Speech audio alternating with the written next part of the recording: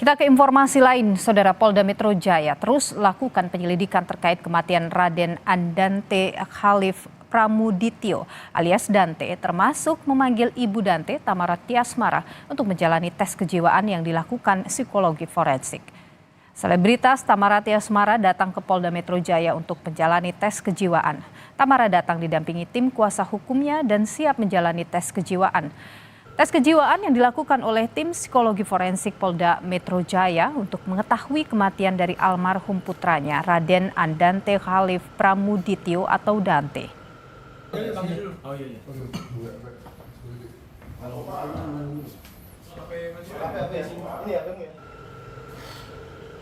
Saudara, polisi belum juga menemukan motif pembunuhan Dante. Pengamat hukum pidana Universitas Tarumanegara, Heri Firmansyah, menyebut bahwa motif tak penting lagi. Kasus pembunuhan Dante sudah terlihat akibat materialnya, yakni hilangnya nyawa seseorang. Polisi seharusnya fokus pada keterangan saksi yang diperiksa dan memungkinkan ada tersangka baru jika ditemukan bukti yang kuat.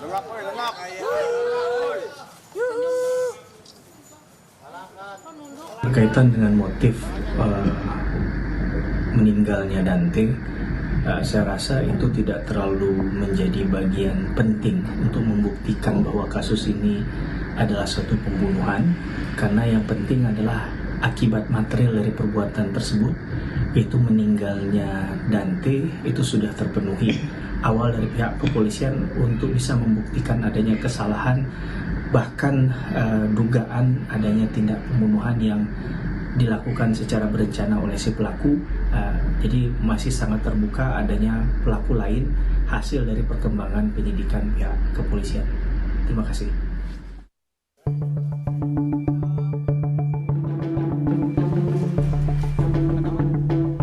Polisi terus menyelidiki motif pembunuhan anak artis Tamara Tiasmara, termasuk memeriksa kedua orang tuanya dan juga pelaku. Jumat 17 Februari 2024, tim psikologi forensik dari Biro SDM Polda Metro Jaya dan Asosiasi Psikologi Forensik memeriksa Tamara selama 3 jam terkait keseharian almarhum putranya Raden Andante Khalif Pramudityo.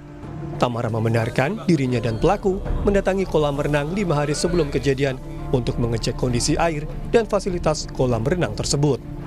Jadi sempat survei kolam renang ya Tamara? Sempat tanggal 20. Itu hal yang wajar untuk orang yang kenal aku. Jadi mau main playground aja, aku harus cek dulu playgroundnya bersih apa enggak. Jadi apalagi berenang, itu hal yang wajar sih. Orang dekat aku tahu aku seperti apa. Oh, memang itu hal kamu ya? Dan tes sakit aja, obatnya per berapa menit harus saya catat ya. Sebelumnya, Selasa 13 Februari 2024, tim Asosiasi Psikologi Forensik Indonesia memeriksa ayah kandung korban Raden Andante Khalif Pramudityo, Angger Dimas. Pemeriksaan dilakukan untuk mengetahui motif terhadap kematian anak kandungnya. Saya terus akan berjuang demi anak saya. Yang pasti tadi informasi dari penyidik, ya saya minta sih seadil-adilnya, seberat-beratnya. Senin 12 Februari 2024, polisi telah melakukan pemeriksaan psikologi forensik terhadap tersangka Yuda Irfandi hingga 2 kali untuk menyelidiki motif dari pembunuhan Dante. Tim Liputan Kompas TV, Jakarta. Saudara, polisi sudah memeriksa kedua orang tua Dante, yaitu selebritas Tamara Tiasmara, ayah korban Angger Dimas, termasuk juga pelaku Yuda Arfandi. Dan polisi saat ini terus menyelidiki motif sebenarnya dari pelaku. Kita kupas bersama dengan psikologi klinis atau psikolog klinis forensik Cassandra Putranto. Mbak Cassandra, selamat sore. Selamat sore, Assalamualaikum warahmatullahi wabarakatuh. Waalaikumsalam warahmatullahi wabarakatuh. Terima kasih sudah bersama kami di Kompas Petang. Mbak Cassandra, kedua orang tua dari Dante ini diperiksa oleh psikologi forensik di Polda Metro Jaya. Apa sebenarnya mungkin yang ingin didapat atau apa tujuannya dari pemeriksaan seperti itu?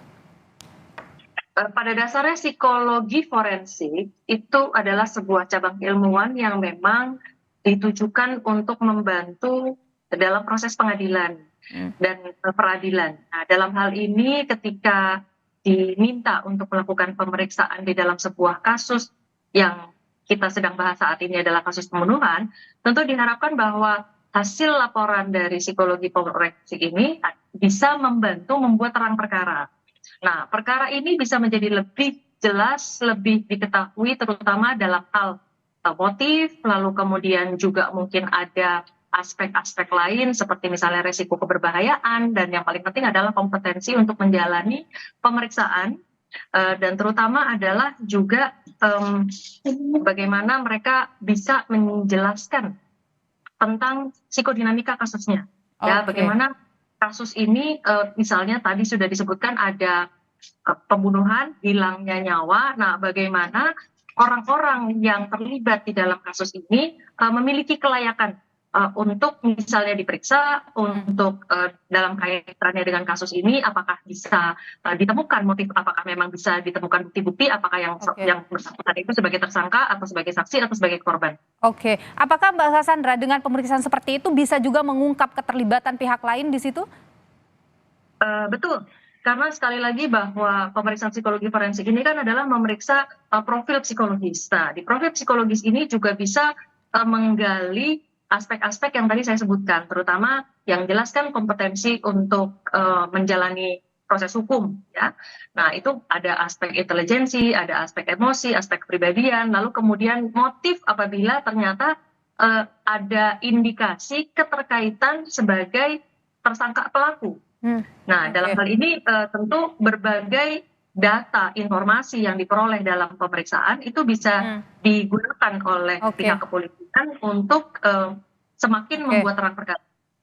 Oke, Mbak Cassandra, ini kan ada fakta lain yang juga diungkap, yaitu kalau ternyata Mbak Cassandra, ya, ini kan ada fakta lain juga yang diungkap bahwa 5 hari sebelum kejadian kematian Dante itu, ini sang ibu Tamara Tiasmara bersama dengan kekasihnya itu sempat ke kolam itu.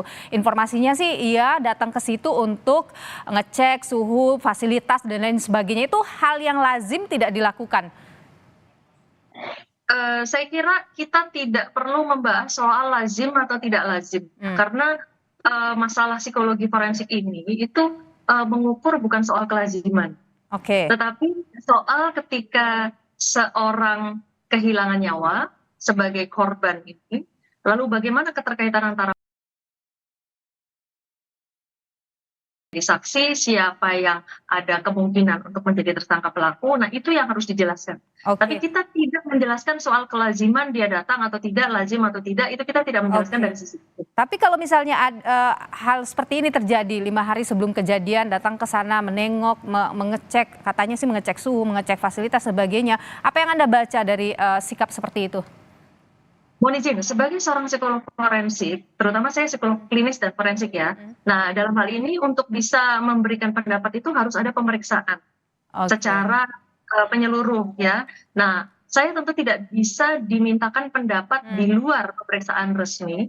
Nah, terutama apabila ternyata rekan-rekan kolega-kolega psikolog forensik saya lain juga sedang bekerja di dalam proses ini. Karena saya yakin dan saya sudah dengar juga, saya juga mengetahui bahwa rekan-rekan tim psikolog forensik dari Asosiasi Psikologi Forensik sudah dilibatkan dan sekarang sedang bekerja untuk menggali berbagai temuan-temuan yang mungkin bisa digunakan untuk membuat terang perkara, gitu ya. Nah, saya tidak bisa memberikan pendapat, ya, apalagi ketika pendapat itu tidak didasarkan oleh sebuah pemeriksaan lengkap. Nah, dalam hal ini pemeriksaan lengkap sangat mutlak diperlukan, tidak hanya kepada orang-orang terkait, dalam hal ini misal tersangka, korban juga atau saksi, tetapi juga terhadap data-data kolateral yang lain. Jadi misalnya ada visum, ada data digital, ada mungkin keterangan dari orang-orang sekitar, baik yang berada di lokasi pada saat itu ataupun tidak. Oke, Mbak Cassandra, begini, apakah juga dalam misalnya tes yang dilakukan oleh psikologi forensik atau tes kejiwaan itu juga menangkap perilaku misalnya dari mereka yang terlibat di dalamnya dalam kasus duka ini, perilaku mereka setelahnya dan lain sebagainya itu juga ditangkap Iya, tentu ditangkap, semuanya akan diperiksa, diassess, dianalisa dan dipastikan bahwa memang ada keterkaitan dari berbagai perilaku tersebut dan tentu saja dikaitkan dengan motif lalu kemudian sampai dengan adanya hilangnya nyawa korban itu. Oke, baik. Jadi berarti artinya dari pemeriksaan psikologi forensik motif juga nanti bisa didapat juga gitu ya Mbak Cassandra ya? Betul, betul. Baik, Jadi baik. sekali lagi bahwa kita sudah ketahui tersangka pelaku yang saat ini berada di kolam yang sama itu sudah diperiksa, lalu kemudian sekarang ibu dari korban juga diperiksa, itu tentu saja diharapkan nanti bisa memperoleh data-data yang lengkap untuk bisa memperjelas posisi sebagai korban atau mungkin ada indikasi korban tidak langsung ya dari ibu dari korban begitu ya. Oke, baik. Lalu atau juga ada indikasi-indikasi lain. Oke, baik Mbak Cassandra Putranto, ahli psikologi klinis forensik ya. Terima kasih sudah berbagi pandangan di Kompas Petang. Sehat selalu Mbak.